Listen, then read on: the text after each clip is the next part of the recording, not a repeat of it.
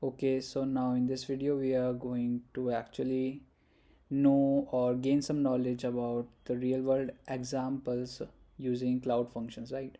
So basically what is cloud functions? Actually it is a part of serverless computing, which allow developers to run individual functions or pieces of code in response to events without the need to manage servers, right? If we go towards the real world examples, then the first can be the webhooks and API endpoints, right? So Google Cloud Functions can be used to create lightweight API endpoints or webhooks that actually responds to all the HTTP requests. For example, you can use Cloud Functions to process data submitted through a web form. We can also validate that form and store it in a database in a form of anything like BigQuery or etc. Second can be file processing. Cloud functions are actually or commonly used for processing files uploaded to cloud storage devices.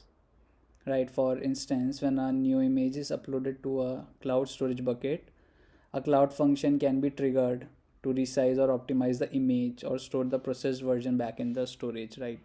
So basically we are using trigger functions of the or yeah so basically we are using trigger function for the cloud storage or of the cloud storage here, right? We can use it for event driven automation also, and for real time data processing. So how actually cloud functions can be used in real time data processing can be used for real time data processing. For instance, in a streaming data scenario, we can actually use cloud functions to analyze and process incoming data from the topic. So, and then we can use or we can apply aggregating statistics or detect or we can actually detect anomalies, right? We can use it for authentication and authorization. We can also use it for or in chatbots and conversational interfaces or AI chatbots.